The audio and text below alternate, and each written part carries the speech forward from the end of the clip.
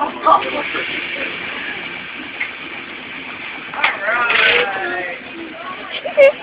okay.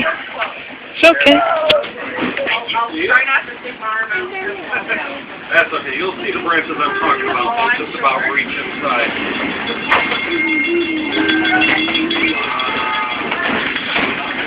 And as we get started on our trip today, you're riding on Chicago North Shore in Milwaukee, car number 715. This car was built in 1926, which means that it is 86 years old this year.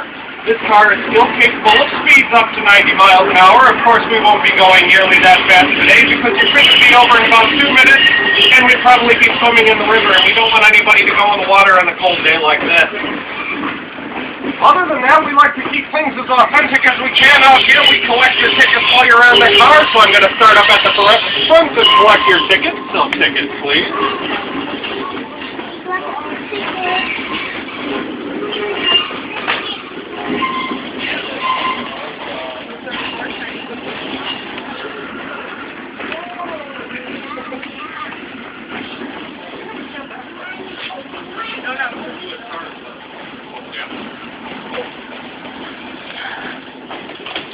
And tickets, please.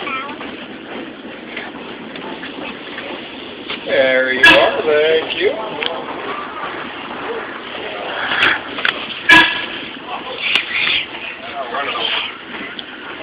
You'll be okay. You'll be okay, buddy. Swirl a boot. And your tickets, please. And there you are. Thank you. And last but not least,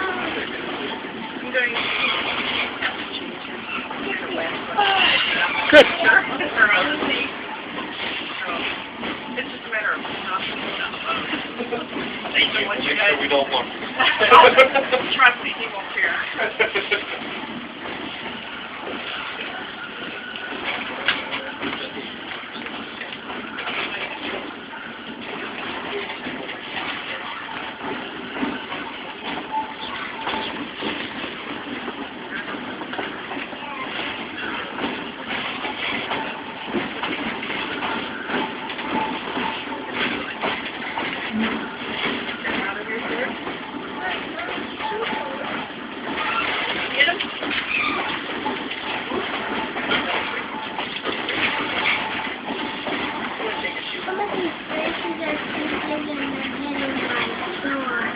Mm-hmm. You having fun, Skylar? Good.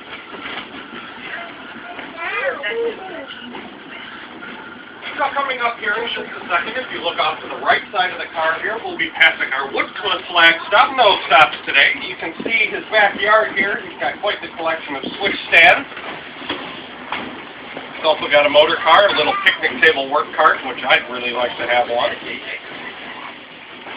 With a very understanding wife. And of course, off to the other side of the car, you get a nice view of the crystal clear waters of the The water in here.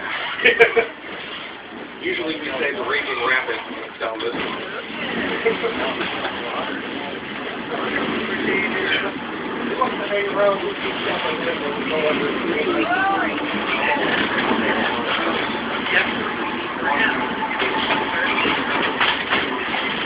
Cody, when Mommy and Daddy were looking for the house that we're at now, one day we came here and we saw a house that we thought about buying that was not very far from here.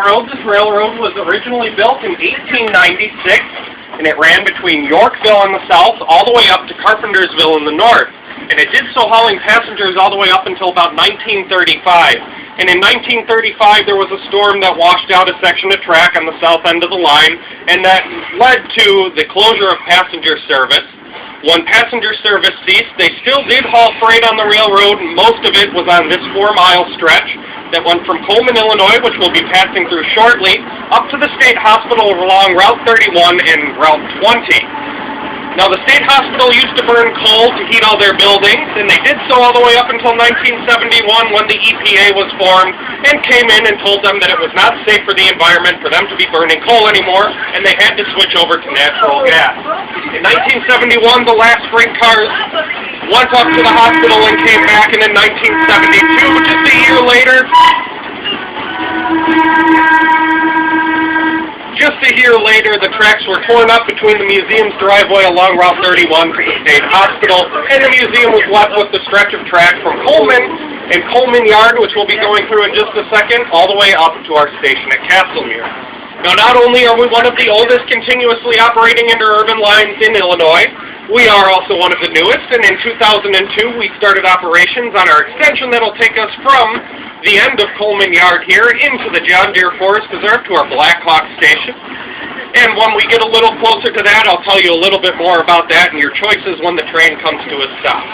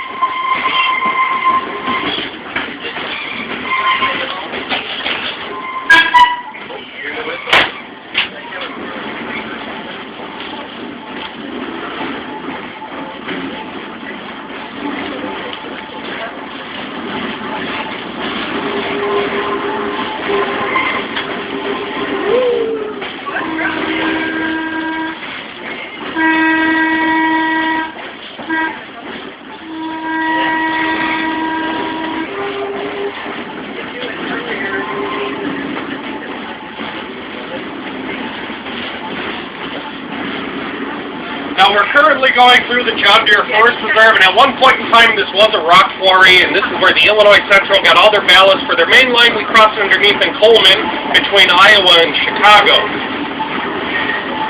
Obviously today this is a forest preserve, but this brings us to our next point here, and that is when we arrive at the station here, we're going to give everybody a couple of different options today. If you'd like, you can just sit on the car and relax. We get changed around to head back up to the museum. The seats do change direction. Just grab them in the middle and shove them over, and you can face the other way.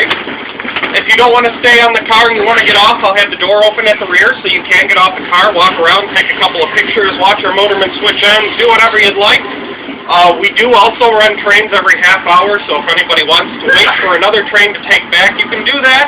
I just ask that you let me know when you get off so we know it's okay to leave you here, because we don't want anybody to have to run 2 miles after the train to catch it, because that's just not fun, even though it is nice outside. So with those options in mind, if anybody would like to get off, as soon as we come to the stop, you'll hear one turn on the whistle. It's safe to get up and move around. Just make sure you watch your step on the way out.